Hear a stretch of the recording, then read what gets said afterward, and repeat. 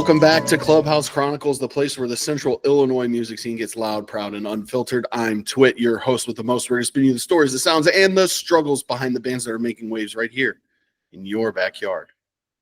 Clubhouse Chronicles is the official podcast of Broken Record Music Club, your favorite independent record label, bringing you music for whatever you are going through.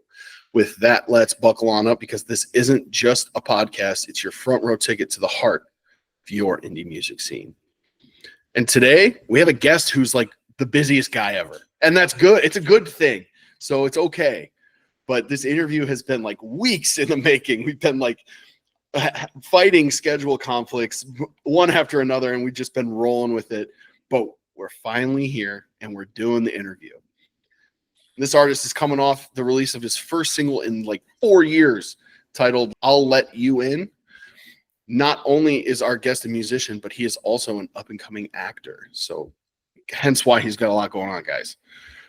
He's hailing from Chicago, and today we are sitting here with singer-songwriter William Baranda. Welcome to the Clubhouse, William. How you doing, man? Thank you. I'm good. Thanks for having me. Really appreciate it. Absolutely. I'm glad. So when William messaged me, he mentioned like, oh, I was recommended to you by Sierra Sakura. So shout out to Sierra. That was really nice of you to shout us out and think so highly of us. So appreciate you, Sierra. But how do you know Sierra? Have you guys played before together? Well, actually, I met her at an open mic because I was at a book club venue. It's called Book Club. Yeah. And I saw her perform. I was like, oh my God, she's so great. And so I went up to her. I was like, hey, do you have music online and stuff like that? I followed her on Instagram, and then I kind of just left it at that. I didn't tell her that I also make music. But then I reached out to her. I saw like, oh, we had some mutual interests and stuff. And then I would just keep running into her outside of just like randomly. So I went to this Grammy U like panel where we're checking out a recording studio.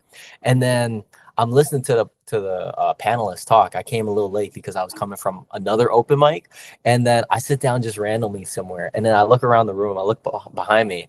I see someone who looks familiar. I don't think twice about it, and then I look back again. I kind of did like a double take. I'm like, oh wait, I know you. And then we were just talking from there.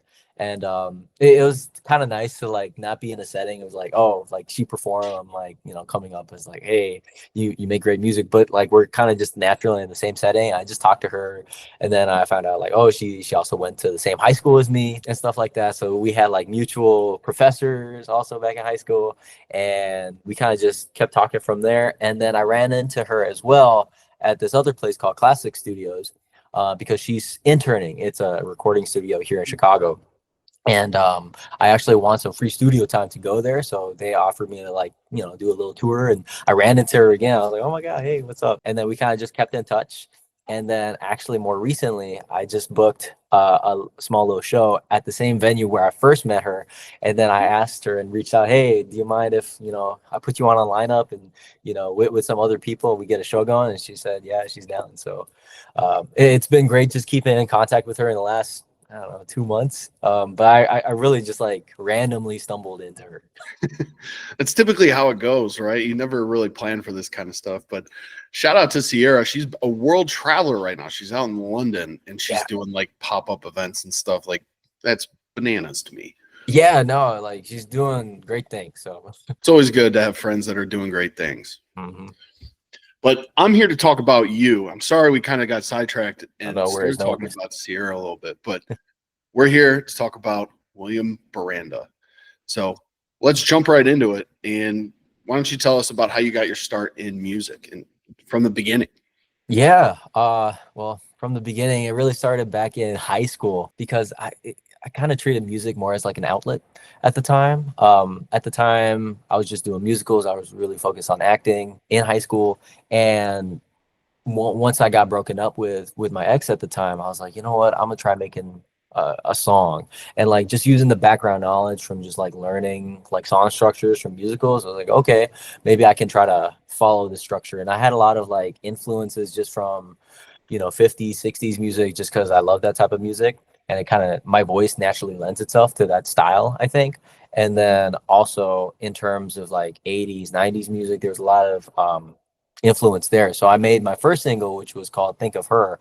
That was back in 2019, I think, right before the pandemic. There was a lot of motion happening at the time. And I really kind of wanted to follow that through, but I was still in the midst of like junior year, high school, senior year. And then come the following year, I was like, okay, let me make some more songs. And I was doing that on the back end, but then COVID hit. So then, 2020 kind of put everything on the backlog. I was focused on school, just trying to pass my classes, get into college. And then once the break was over, I was on like 2021 and the beginning of January. That's when I finally released like my album, where I had been making just different songs on the back end. And I think it's like a 14, 15 track album. And I kind of like to think of it more so as just like a passion project, just because like I was trying to figure out what I'm really doing. Like, how do I produce music? How do I get my own studio set up? Shout out to my professor, Mr. Miles Comiskey.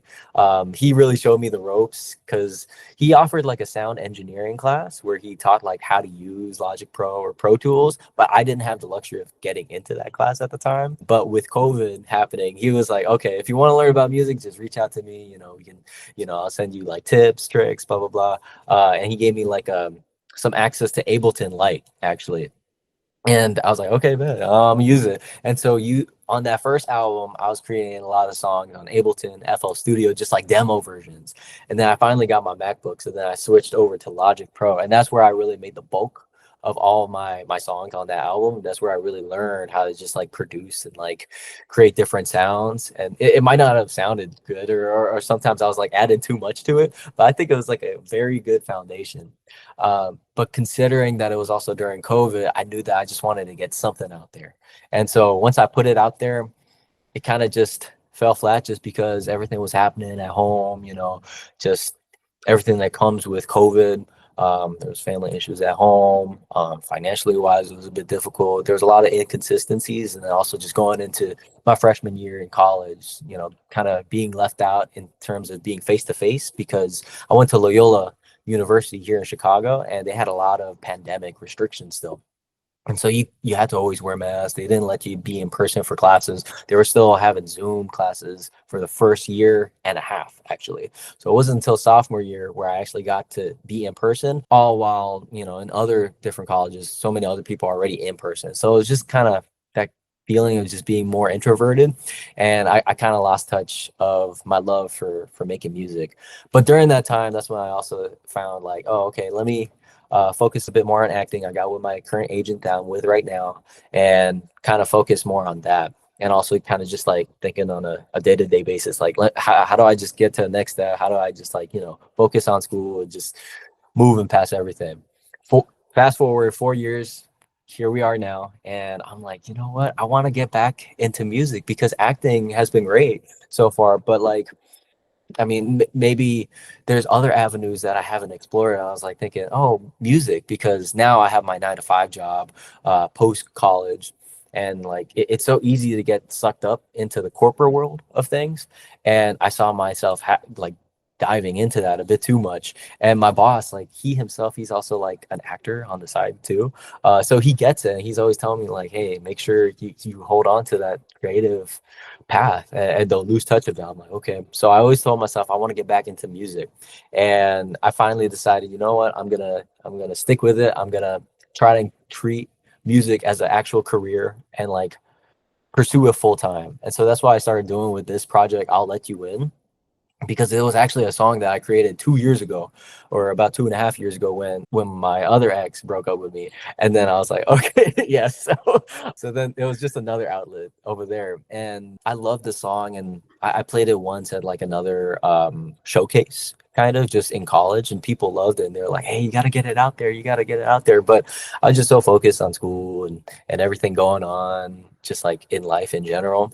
So I never got the chance to produce it until now. I think there was a lot of inspirations as well, just coming into it, such as like the Bob Dylan movie. That was like, I don't know, I just saw like him going around place to place, just playing. I'm like, if he can make it, I can make it too. So I finally locked in. I said, you know what, I'm going to produce this. I'm going to put my all into it and actually like figure out the music side and the business side of being an artist in music. And I mean, I think it's been such a journey so far, I'm so happy where I've come. I mean, I have big plans in the future as well, aside from I'll let you in. But right now it's just like focused, like, okay, how do I get my name out there? How do I get this song out there? And, and just keep it consistent, because I mean, I feel like there's all this stuff like going on in my head, but if I'm not consistent with it, then it's never going to go anywhere. So that's what I've learned just from these past 4 years as well. Like, I need to stick with music, and this is me really trying to do that. Like you mentioned, you had started releasing in 2019, and you put out those two initial projects, or you had your big project in 2021. Then you went on that long hiatus. You mentioned the struggles of COVID, and it's weird for me because I feel like a lot of people, I had a good COVID experience where I was in an environment that was just good for where I was at in life. Like, I was just training for football. I had some of my closest friends with me, so it wasn't super challenging for me. But to hear it from other people, like, I keep hearing more and more about how that time period actually impacted people. So you don't have to dive into like super deep specifics, but you made the decision to take this long hiatus. And was that a hard decision for you, or was it just more of a decision that you just kind of had to make because of the times? Yeah, I think it was a decision that I was put in. I didn't choose to kind of step away from it. It was just so many things happened life-wise, and I didn't have the space anymore to create music, because every time I did try to create music, like creatively and physically, like I didn't have the space. I didn't have my setup anymore. Like, the setup that I have now is the same setup that I had from before. It's just I had no space for it because of the place that I was in at the time. And then like mentally, it's like all the I would always like make voice memos. It was just like different ideas that I had, but like they would always kind of fall flat, or I wouldn't be too happy with them. I feel like I also ran into maybe a creative block after I made that album per se, because I don't know, I probably fell into like the idea of just being a perfectionist as well when creating that album. And so I think it took a lot out of me creatively, and taking that hiatus, while it was not out of choice, I think it was such a good like break, just because I'm able to come into music with a fresh mind, I guess, mindset, instead of like, oh, I had all these creative like songs that I had, wanted to perfect right beforehand, and kind of move on to the next. But yeah, no, to answer your question, it was really just a tough situation physically and mentally, where I couldn't create songs, and I didn't have the equipment anymore that I used to have. Totally understandable. And I think you were on the heels of a 16-song project. Like, I feel like some people don't have a concept of how difficult it is to like put together an album, like a full album.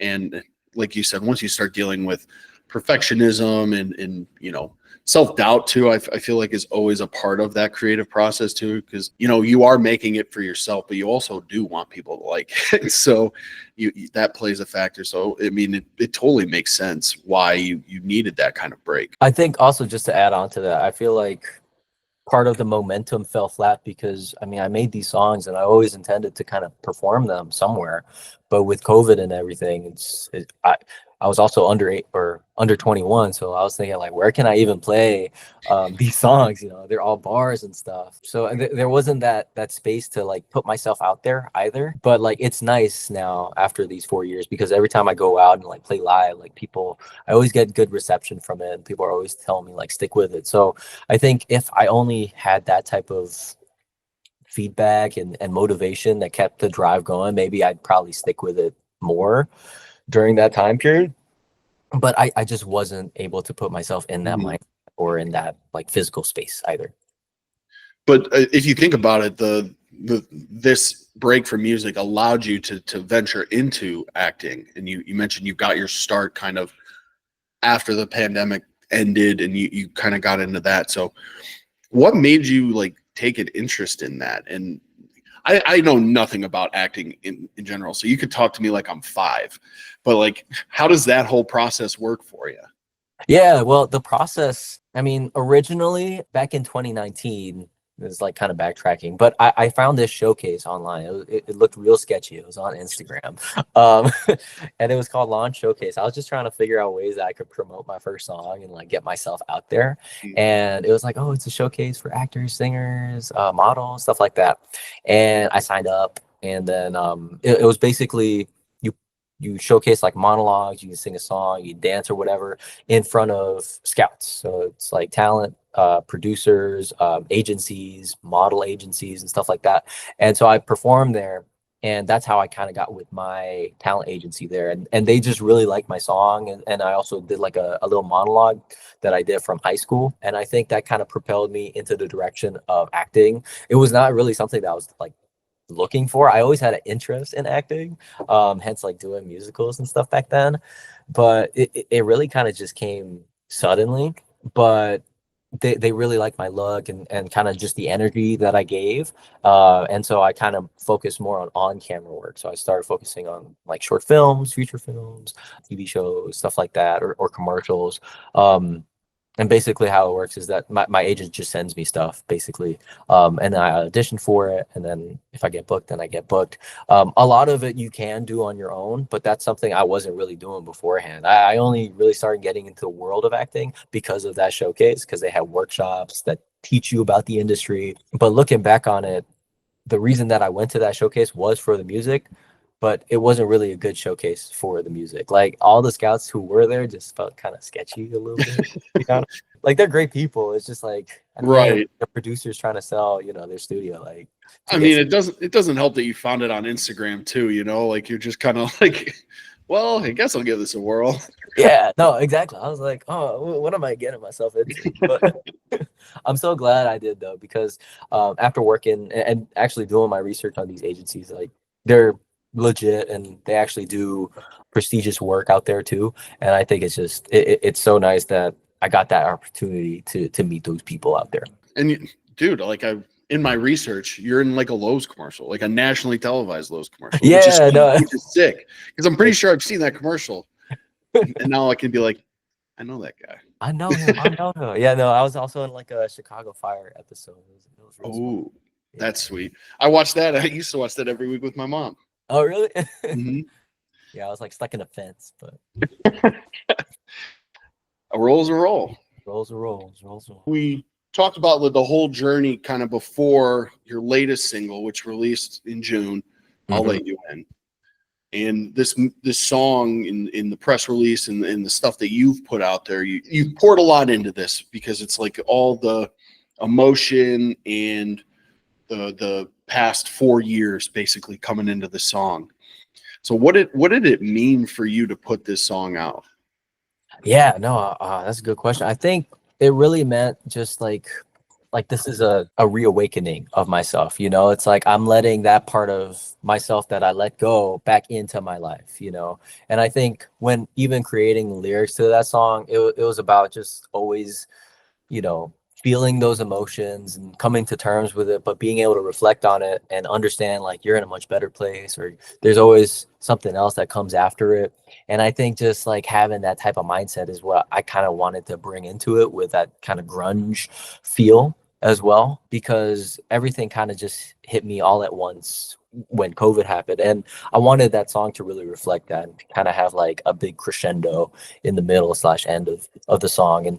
And I think just by having that type of mindset towards it, and also having a lot of inspiration from Billie Eilish's Happier Than Ever song, I think that was also kind of what I was thinking in terms of creating that story, creating that type of world that I wanted viewers to also kind of see within myself. I think it's really just a reflection of how I felt over these 4 years, with everything just happening so suddenly. The comparison to Happier Than Ever with Billie Eilish, like it makes it very apparent, like the two songs, like, because it starts out so like low tempo, and then by the end, like you said, it builds up to this crescendo, and you got this like rasp in your voice, like you could feel the emotion in the song. And I feel like that allowed it to kind of dive into more of a specific genre, whereas your previous work has been more of like singer-songwriter type of stuff.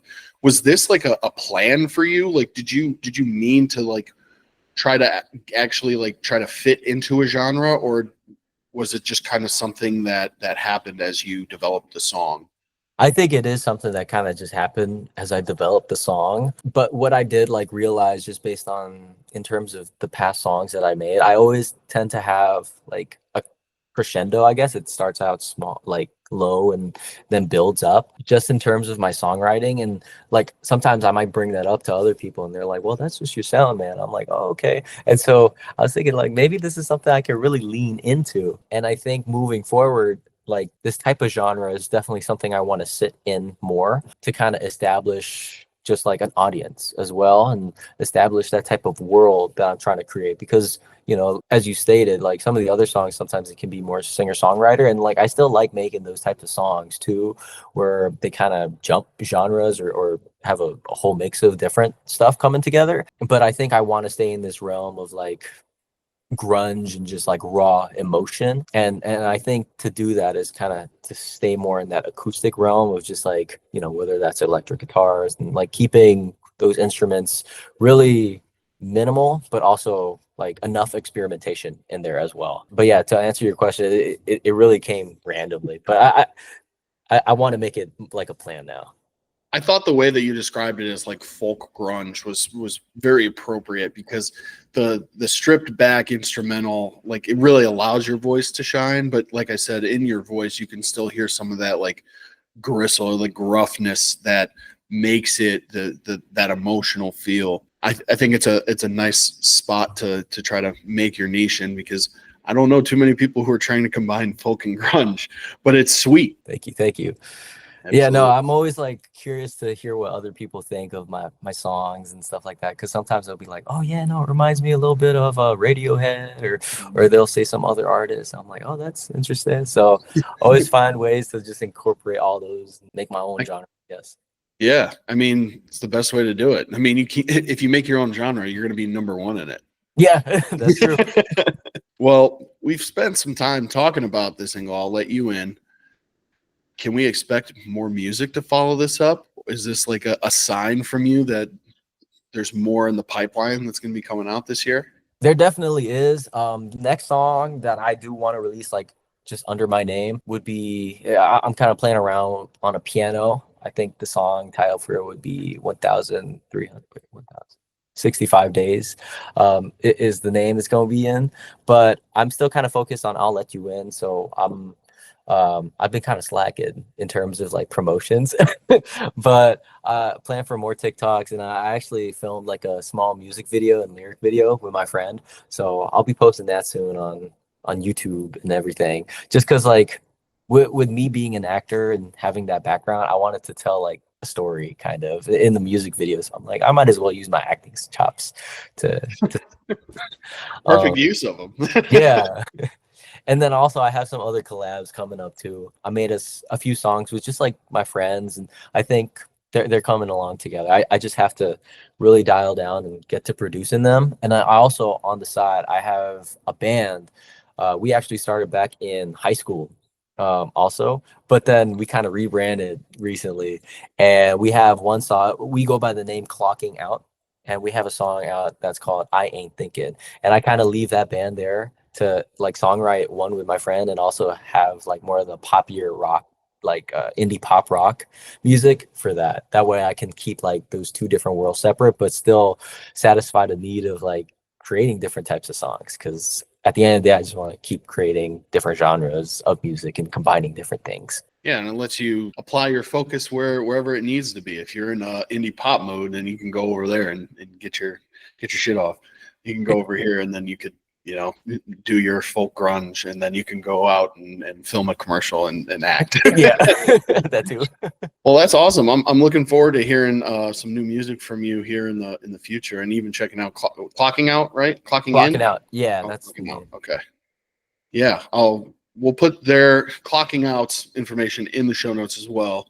That way you guys can check them out, everyone who's listening and watching. We've talked about this release, and the other side of music is actually getting out there and playing more shows. And I saw that your approach was going to be hitting a lot of more local open mics you're also getting the opportunity to be a part of showcases in Atlanta, Houston, and Vegas, and pretty awesome things. What does it mean though, like to you, to be back performing live in front of people? Because I have to think that that's probably one of the best parts of being a musician, is sharing your music to a live crowd. And now you get to come back to it with this new song that you're super passionate about and you poured a lot of time into. So it's got to be like a surreal feeling for you.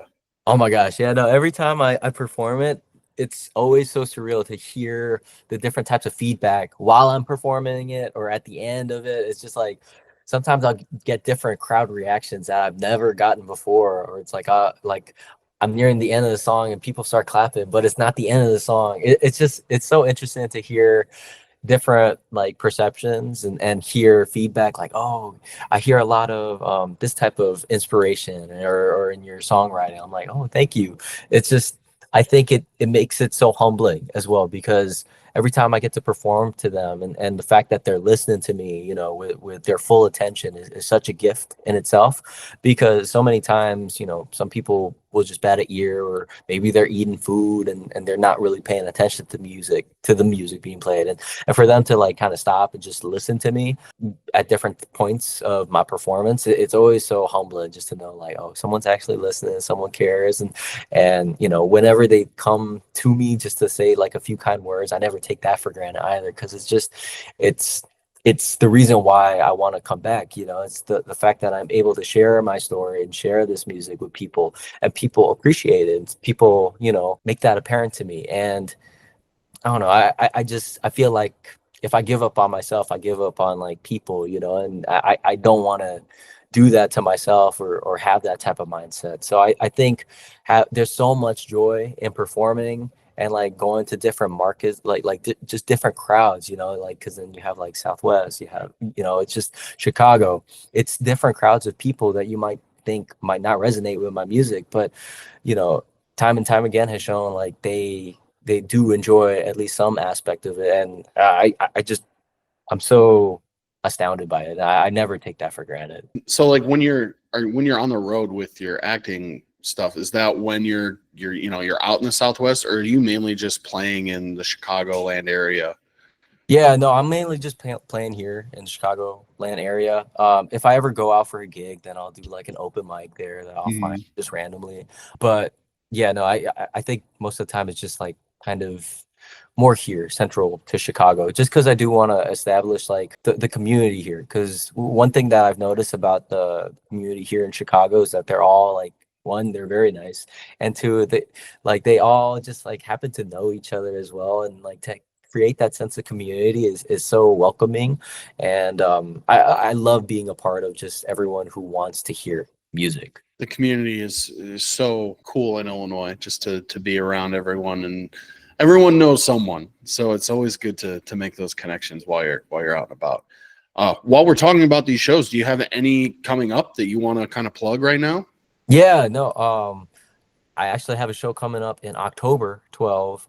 That one I ran into because I did open mic at book club, and that show will have also Sakura in it, my band Clocking Out, and a few other bands for the lineup there. It's going to be some shorter sets, but I think it'll be a nice first show, because that's my first like real show in a music venue with like my name on it. So I think it'll be like such a cool, surreal experience, because the only other times were just like small features and like an open mic or anything like that. That's still sweet, dude. That's so awesome. So I'm looking forward to that for you, because I feel your excitement through the screen. Yeah. Well, we kind of hit a lot of stuff here, William, and typically I end our interviews here on Clubhouse Chronicles with a couple questions that are about the scene in general. But it turns out that you're more from Chicago, so you're not from Central Illinois, so you don't really know the Central Illinois music scene. So I had to adjust. But the one question that I do want to ask you is, as you've been out and about, and I mean, obviously you probably do some listening on your own, who's your current favorite artist or band in the Illinois music scene, Chicago music scene, that you frequently listen to? Outside of Sierra, because I'm sure you listen to Sierra's stuff. Yeah, no, her stuff is cool too. That's a good question. I think there's this band, Their name's Camp Collar. They'll also be performing with me in that lineup, but I love their music just because it's like a indie pop rock also, but like with a flair. And I don't know. I also know the guy since from high school, and like he's just a very talented person in general. Like you give him any song, he'll play it on the piano like nothing. Like he's one of those people who can just listen to it and just like play it. I don't know how he does it, but That's nuts. yeah, since high school too. So, but yeah, Camp Collar is their name, and I love their music that they've been releasing so far. Awesome. I'll have to give them a listen. I can't say I've heard of them, but I'm looking forward to it after your description, your colorful description of them. Yeah. Well, William, I just want to thank you for taking the time out of your very busy schedule to come on our podcast and chat with us about everything you got going on. It's a lot of really great stuff. So super happy for you, super excited for you as you continue promoting I'll Let You In and any future endeavors that may be coming out this year. I hope to hear more music from you this year. But yeah, just thank you for finally getting on here with me.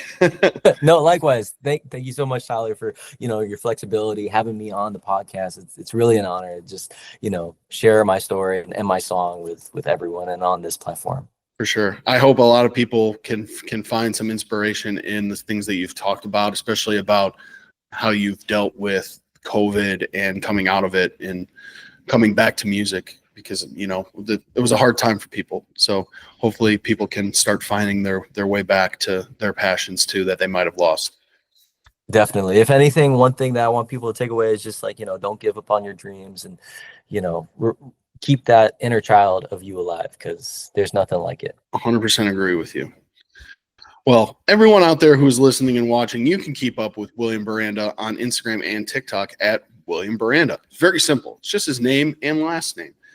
You can also find him over on YouTube at William Baranda _official. So again, pretty easy. Go and subscribe and follow him on all these platforms. He's going to be promoting more of his song. You're going to see hopefully a music video here soon for his single, which will be super cool.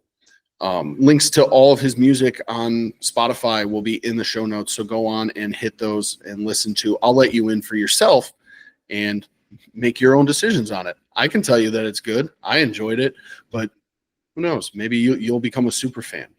You won't know until you go listen. Just like that, that's our show. You've been hanging out with Clubhouse Chronicles, where the sounds are hot, the stories are hotter, and the vibes absolutely off the charts.